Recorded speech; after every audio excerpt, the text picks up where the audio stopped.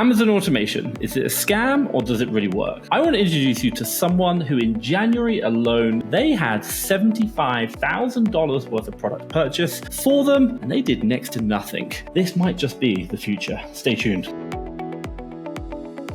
Oscar, thank you so much for joining me. If anyone doesn't know who you are, give us a little bit of a rundown of yourself and your background in selling on Amazon. I started selling on Amazon back 2021. I really should have started in 2019, 2020 when I first started watching Reezy's videos. I was at work. I remember I was watching those videos religiously, almost 2-3 hours a day, downtime at work. But I just never really took action in any of the information that I was getting. It wasn't until later on when I finally decided. I actually got started first in a private label course, right?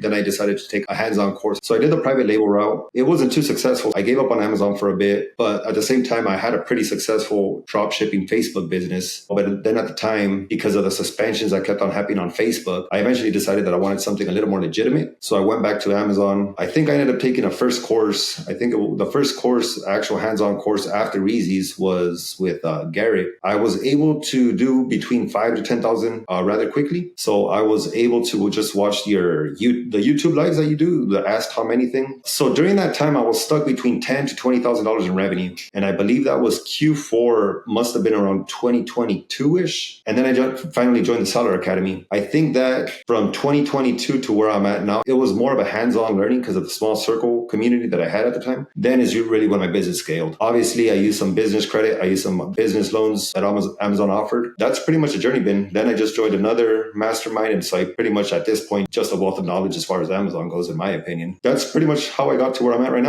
Just before we started recording, we were talking about okay, this is going to be headline Amazon automation. And you were like, hey, Tom, I've actually done Amazon automation. Tell me about that. So at the same time, when I was drop shipping on Facebook, drop shipping was a thing that you would see all over social media and whatnot. And you had these automation businesses just pay 10,000, 20,000 and run start a Walmart store for you. You'll collect passive income, blah, blah, blah, blah, blah. So there goes me. I went ahead and Amex Plum card. Long story short, the Walmart account never got opened, but the dude, I don't know, ran off with my money. I was only able to get 10,000 back. So that's kind of how that went. So I did go through the automation, the bad part of automation. I was able to get 10,000 back from just disputing charges with Amex. And as far as the other 10,000, that was the best learning lesson experience I ever paid for. And what is the learning? Define it. If anyone's like, I'm thinking about doing it as well, what have you learned? What advice can you give to people who are looking at that? I actually feel like I learned a lot through that lesson because now that I also do wholesale, but even when doing OA and you want to look at to make sure that supplier is legitimate, you want to make sure the Trustpilot, look up the business, make sure the business has a physical location, see how long they've been in business, who you're buying from. So now I check the Facebook, Instagram, I try to find everything. That's one thing I learned. The second thing I learned, if it's too good to be true, it's probably too good to be true. No one's actually going to really make you passive income per se without you having to do anything. You get pretty close to it, but I think it's really interesting. We love the idea of hey man, if I invest in this, I'm going to get some money. We'd love to earn the money with doing as least work as possible. But unfortunately, some people understand that the promise of it is so big that people are willing to pay big sums of money because they think they're going to get big sums back. And unfortunately, it generally doesn't work. I've seen too many horror stories. January, your team spent 75,000, we said, purchase for you. What does that mean? 75,000? That you're buying it, they found the deals. What does it mean? Define it. I went through the whole circle on Amazon. So I've been pretty hands-off for the last year. Now this year, I'm actually diving headfirst back into the business. Obviously, I'm trying to be able to recognize the market better, see where I could add value to the market as far as other projects I got going on. But for the second half of the last year, I almost feel like looking back that I kind of let the team run on its own. So I have a team of sourcing VAs. I have 3 sourcing VAs, which came from FastTrack Academy. 2 of them are really good sourcers. One of them is getting there. I have an admin VA and I have a purchasing manager. Those 2 other VAs that I have working with me have been with me since back in the Facebook dropshipping days. Pretty much that's how my business looks like. The sourcing VAs find all the profitable leads. We have specific criteria that we go by. Purchasing manager reviews and purchases. And then I have the admin VA doing the fetching of the invoices, collaborating with the prep center, managing all the account health type business. At one point, she was even managing the repricer. Now that I want to take the business a little more serious, scale it to different revenue numbers, I'm going back into doing more of the reviewing, more of the coaching, managing the repricer, that type of stuff. So I'm a little more active again now. And your purchasing manager, is it the case that you review the deals and you say buy 20 or how does that work? So all of last year, she has a really good skill set at analyzing deals and she's very conservative as far as if there's seller trend going up, how many units are on the listing currently for the FBA sellers. So she's really careful at that part of the business when it comes to analyzing deals. And so for the most part, she was analyzing and purchasing. Every now and and then I would go through the spreadsheet that we use, the USS. And if something just stood out, like the sales rank was way too high, I would want to see why we bought, for example, 10 to 15 units. But most of the time, they would actually go back and say, well, we tested it and we actually did sell 10 units the previous month. So we're buying 15 units this month. And I was like, oh, okay, well, at least it makes sense. Then there's also incidents where sometimes the deals weren't analyzed too accurately. But for the most part, my team does a pretty good job at analyzing deals. Out of that 75,000 in January, how much of it did you physically purchase or say, yes, buy 20 of these? And how much of that 75,000 did your team physically purchase and analyze? I purchased around 3,000 of that. And that was mostly because of those websites where we have to manipulate the supplier and order to the house. Some of those beauty niche categories where they're pretty order sensitive. So we just recognize that if I order to my house, they don't get canceled. Most of the time, I don't really bother with those 5 order limits. But if it's really profitable and there's a good amount of cash back, I'll go ahead and do that. I mean, it's the least I could do. 72,000 of the 75,000 in January was sourced, analyzed, and purchased without you doing anything. Would that be right? Correct. That's like mind-blowing. That is basically like what you were trying to do back in the Facebook days, but actually you've done it now. So if someone wants to repeat what you're doing, build up that, because obviously people are like Amazon automation. I want to try and get a team who can do it for me. How would you do it? Tell me about that. Like, how would you get there if you were doing it again today? So the one thing I do want to point out is it sounds really nice now, but there was a journey to get there. So the journey that I haven't really spoken about is religiously, I was listening to podcasts, continued watching the YouTubes, continued to dive into mastermind. So all the knowledge that I would take, all the coaching material, I would then feed that back to the team of VAs. So they did get a good amount of coaching. We did work together very closely for the whole year. Even though I wasn't doing any of the sourcing, I wasn't doing any of the purchasing, we still had our criteria that we learned in that, certain academy that I participate in. So we still had the weekly meetings. Mondays I meet with the VAs, Tuesday I meet with a purchasing manager, Wednesday I meet with the admin team. So the whole year was structured. So every now and then I would still be there to provide either positive feedback or just a coaching opportunity. But throughout that year, obviously they continue to get better. Then again, every now and then we have to change the way we're doing certain criteria because of just the changes in Amazon. But for the most part, all the work, in my opinion, it's all front loaded, and then you could take a step back. If you were to do it again, how long do you think it would take you? It really depends. My skill set is not in training sourcing VAs. I feel like I'm best at coaching or holding specific virtual assistants at their job accountable for what they do and just being able to help them in that way. So again, there's other members in the Seller Academy that I know that are much better sourcing than I am. So I think they're probably going to get to where I'm at a lot faster. If I had to do it all over again, I would take a shortcut, probably get all my VAs from you, have some sort of background. They come with some sort of background, and then that would make the transition a lot easier. So I was able to get where I'm at, but there were moments where it was really difficult just because I had trouble explaining what I wanted to explain to them. But I mean, ever since then, kind of when we went back and forth in the Seller Academy, like, hey, Tom, what if I do this? And I just expect them to submit specific criteria. Like, is that going to be good? It sounds good in theory. And then you had me over here thinking like, well, if you do this, this could be like an adverse effect that it could have on your business. So before I was in this academy that helped me get with being a better coach, being a better leader, I was making a lot of those mistakes, which I think slowed us down a lot because there was a lot of mixed signals that I was giving my team. Now, obviously, I realize that to build a team like the team I built, it's weird. It's at some point you understand the buy low, sell high, but at some point you realize that the better leader you are, the better you are at communicating X, Y, and Z in the most simplest terms to someone from a different culture. That's really where you're going to see the growth of the business. So if you were to do it again, how long do you think it would take you? Now that I know what I know, within 6 months. If I summarize, when we start Amazon, it sounds like to be a good sourcer is very important. But when you're building a team, which is going to do the processes, everything for you, now it becomes about becoming a good leader. And if we define what does that mean, it means you have the ability to communicate complex ideas in a simplistic way that people can actually understand and execute on. Would that be right? That is exactly correct. And then provide the positive reinforcement through the concept I learned, just providing more of the positive reinforcement, different reward systems that I have. I was able to build a good relationship with a lot of my team members. So now I find myself actually talking to my team members more than I talk to friends I have in the community. But you get to know your team members really well, and you get to know how they respond well to positive reinforcement, the different types of positive reinforcement. Sometimes it's not even through the incentives that I offer through monetary value. Sometimes it's the random days off during the week, go ahead and take your kid off, that type of stuff. Or even verbal praise works really well for some of my team members. And that comes through trial and error that I just learned from working with the team members. A lot of it could be my background in social work as well too, though. So who knows? Yeah,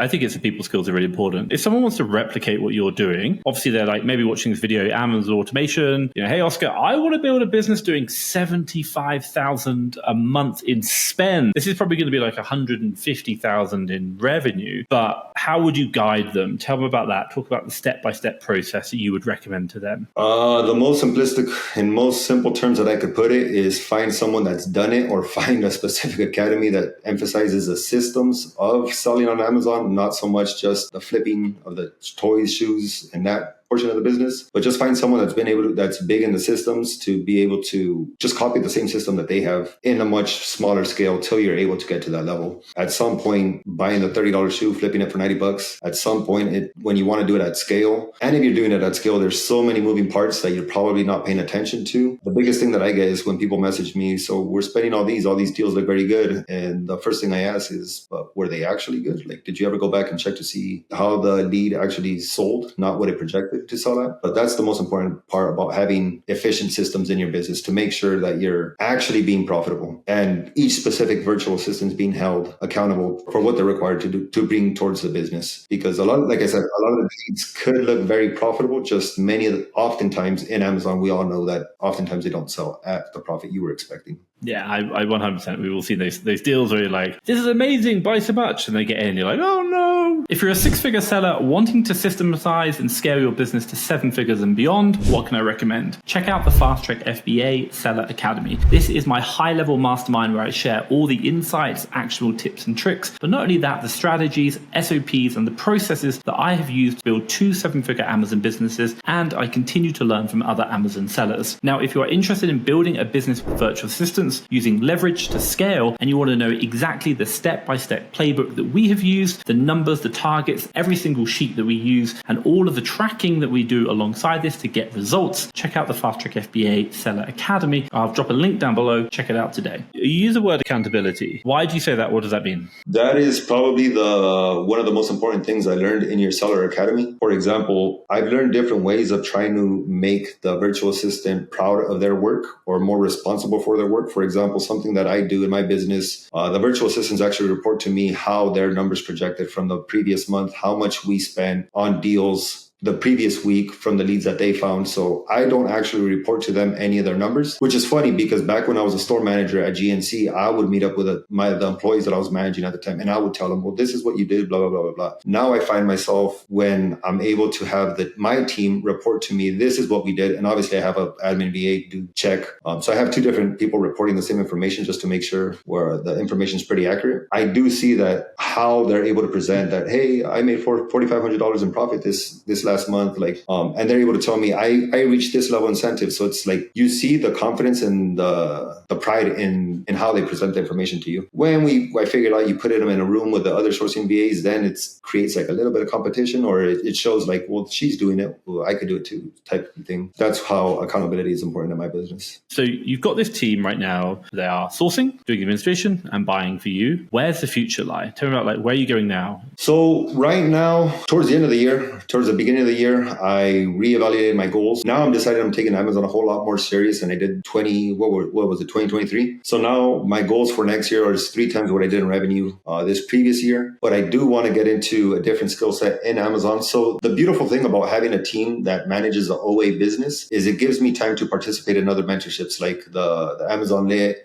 do coaching to learn how to do the bundles. I'm constantly I'm able to take time off of the business to develop different skill sets in Amazon and business funding that go hand in hand with running a successful Amazon business. So with that being said, I'm going to take what I learned from obviously the business funding to be able to use in my business, but then I'm also going to be doing something closer to the lines along of different skill set in Amazon, making my listings obviously to get me to where I want to go next year. I'm going heavier into wholesale this year. If people follow me on Instagram, they'll see that one week I was in Vegas at ASD. The next week I was in Anaheim for Expo West. Later on this year, I'll be at the Sweets and Snack Expo. So any trade show now that I have, because obviously the reward points are beautiful, but even the business travel, since I'm able to rely that 80% of my business will still be efficient, 80 to 90% of my business is still going to be the same with or without me there. So that's where I'm taking the business. I'm actually taking it a lot more serious this year. Why are you getting involved in so many masterminds? And I'm guessing obviously a lot of them cost money. Why shouldn't you just be doubling down on what you're doing? The way if I look back in my Amazon journey and in any other journey that I've done in any business venture, I always see that I'm not the type of person that can go. I could if I wanted to figure it out on my own. Tom, I'm 34. I don't have time to be experimenting through trial and error.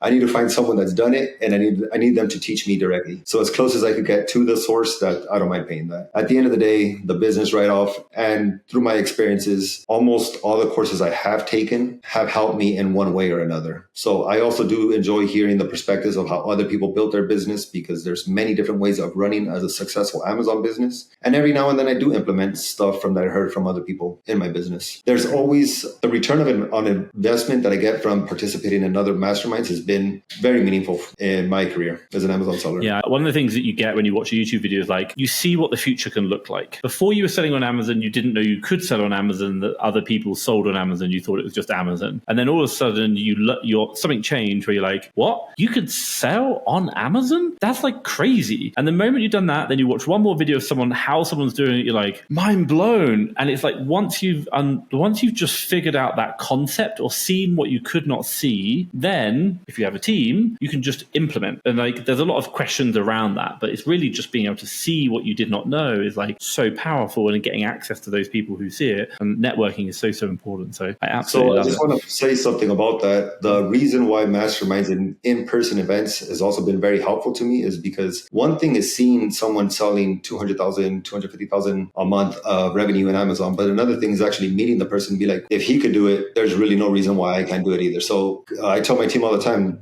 if Tom's VAs can source and you guys could spend this much per month, I don't see why we can't do it.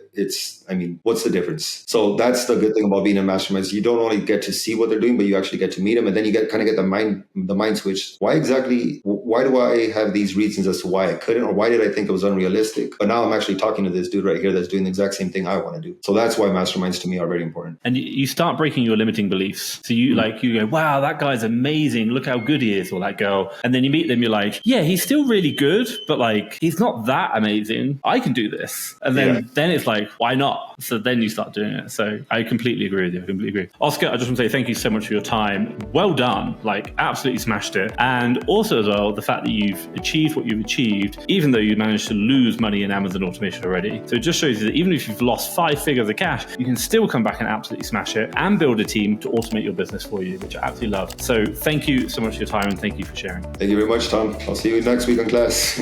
I look forward to it.